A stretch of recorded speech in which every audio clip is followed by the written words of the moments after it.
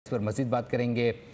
Senior anchor person Adil Abbasi ने हमें join किया। साहब बहुत शुक्रिया आपकी कीमत का। क्या कहेंगे, ये भारत के लिए आज एक और अफसोसनाक दिन है, ख़ास तौर पर फ़ज़ाई के हवाले से बात की जाए तो?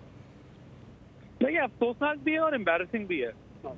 अफसोसनाक इस बात से है कि दुनिया में ज़रा कहीं भी इंसानी जान कर दिया हो या इस किस्म का कोई नुकसान होता है तो कोई सोचने की बात नहीं है। लेकिन बात यह कि जो भारत के अंदर इस रीजन के अंदर अपना तसल्लुत कायम करने का ख्वाब और जो उनकी रीजन में अपनी डोमिनेंस की एफर्ट्स हैं, उसका ये एक मजाक दिखाई देता है। इनकी एयरपोर्ट्स के बारे में आपको पता है, दुनिया वैसे भी बात करती रही है कि इसका कंपैरिजन पाकिस्तानी एयरपोर्ट से नहीं हो सकता, प्रोफेशनली भी नहीं हो सकता और कैपेसिटी और फिर ज़ाहिर एक जो डेयर हमारी आर्म फोर्सेस करती हैं अपनी स्पेसिफिक फील्ड्स के अंदर।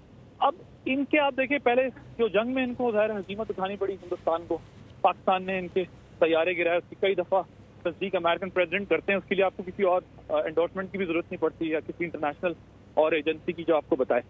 अब ये जो हुआ है ज़ाहिर है अफसोसनाक भी और एम्बैरसिंग भी कि उनका एयर शो के अंदर ज़ाहिर है वो अपना डिस्प्ले करने जाते हैं कि हमारे पास किस किस्म का इक्विपमेंट है, वेपन है और रिसोर्सेस हैं या वॉर मशीनरी हमारे पास, चाहे वो प्लेन्स हों या आपके जो दीगर आप वेपन्स यूज करते हैं मिलिट्री की। तो मेरा ये ख्याल है कि एक तरह की एम्बैरसमेंट भी है अभी भारत के लिए कि ये वहाँ पर भी कुछ खास परफॉर्म नहीं कर सके और उनका तैयारा गिरकर तबाह हो गया।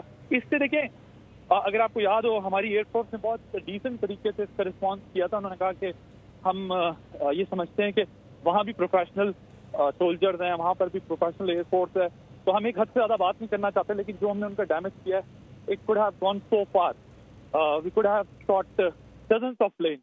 तो हमारी एयरफोर्स को तो पता था कि इंडिया का अगर वो चाहते तो कितना बड़ा नुकसान कर सकते थे। उनकी एयरफोर्स का पाकिस्तान की एयरफोर्स से कोई मुकाबला नहीं है। लेकिन ये जो हुआ है दुबई एयर शो के अंदर, इससे पता ये चलता तो इतनी बड़ी खबर ना बनती। लेकिन चूंकि ये एक एयर शो में गिरा है तो पूरी दुनिया की मीडिया का भी फोकस होगा इसके ऊपर।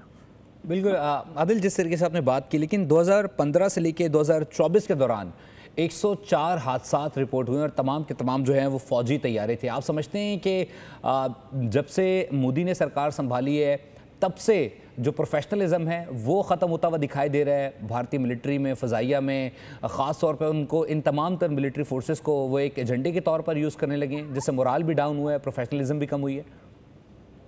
देखिए, वो ज़ाहिर है जब से बीजेपी की गवर्नमेंट आई है उनका अखंड भारत का जो ख्वाब है वो एक अपनी जगह पर है। लेकिन उन्होंने जो फोर्सेस हैं उनको भी एक्स्ट्राऑर्डिनरी स्ट्रेच किया है, चाहे वो पुलवामा पे हो, पहलगाम पे हो, उड़ी पे हो, पठानकोट पे हो, इन तमाम वाकयात पे जो उनके इंटरनल टेररिज्म जिसको वो कहते हैं और जो कि फ्रीडम मूवमेंट कश्मीरी।